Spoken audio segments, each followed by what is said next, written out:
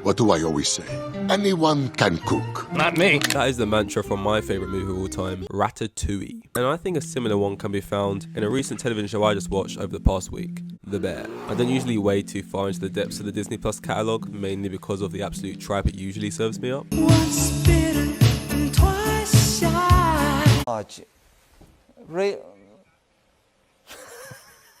Although this second bite of the cherry did not leave me with a sour taste in my mouth. For once, Disney Plus had served me up something sweet. It's going to be so fun talking about this cooking show. There is so many easy food puns. Great meal. Wonderful food. So I somehow ended up watching the first episode of The Bear, and I'm not really sure how, maybe even by mistake, but even if it was an accident, I can confirm it was a happy accident. And there's nothing wrong with happy accidents, kids. Synopsis: a young chef from the world of fine dining comes home to Chicago to run his family's Italian beef sandwich shop after the suicide of his older brother. He left behind debts, a rundown kitchen, and unruly staff, to put it kindly. So there I am, sitting there watching the first episode of The Bear, and it instantly felt different and hooked me. It had a surrealist opening with Bear confronting Bear, and we see the two different sides of him: the calming and comforting side, I know.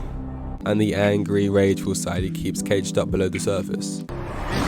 Kept caged up below the surface. We then get our first look at what the show has to offer in terms of cinematography. This really cool panning in transition. I don't even know what you call that, but it was sick. And this first episode is jam-packed with fast cuts, cool camera tricks, its gritty color grade and extreme close-ups, foul language, and overall just hectic nature. Fuck off my Xbox Chef now! I might smash into somebody just to make me feel better. As we watch Carmen scramble together enough funds just to be able to have enough food ready for that day. It almost feels like the climax of the show. Kind of feels like they just about managed to get everything together for their final day of business. But obviously this is not the case. You realize this huge climax of a day is there every day, and they have to go again tomorrow. By the end of the episode, you are legitimately exhausted, or maybe that's just me because I am lazy. And I know I titled this and opened this with how I felt like this was the real life version of Ratatouille. Not just because Carmen kind of looks like a mixture of Linguini and Remy. To be honest, you actually might be thinking, apart from the fact both of these properties are about cooking, these two things can be further apart. Fine dining and a local hotspot. En français, Chicago. Refined and gritty. And no, Carmen isn't good at cooking because he's being puppeted by a rodent. I think these two properties aren't similar for what's on the surface, but for what's underneath. How the show makes you feel, the themes. Not everyone can become a great artist, but a great artist can come from anywhere. It is difficult to imagine more humble origins. These properties are a feast for the soul and a treat on the eyes. And it's not just whip pans and quick cuts to demonstrate the chaos of the kitchen. The show will also slow things down to an almost complete stop at points, so we can dive into the chefs who work in this kitchen, so we can know them as people and understand why they do what they do. This is often done with monologues or long takes or both. Both Carmen and Richie have long uncut monologues where the actors are in the forefront of the scene, giving us insight into their backstory or humanizing them as people. The obvious and most talked about long take though is the entire penultimate episode. This episode is the tipping point, or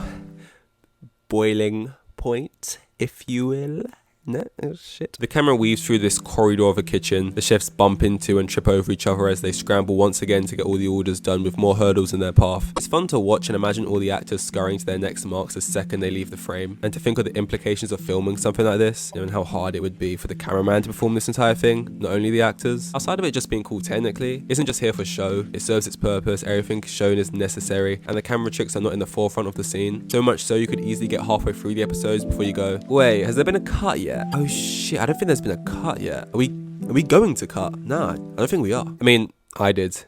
Anyway, and amongst all of that long take, the story progresses, the characters are further developed, and it sets up the pins for the finale to knock down perfectly. And the finale, if not even just for its charming final few moments alone, I felt hit all the right marks for the theme of the show and the overall vibes. This show was surty. It was an absolute vibe. It reminded me of my favourite movie of all time, which is Ratatouille. And if I'm alone on that ship, I'll sync with it because I think it just did. And yeah, that's all. Would you let a rat sit on the top of your head if you knew it gave you the powers of cooking?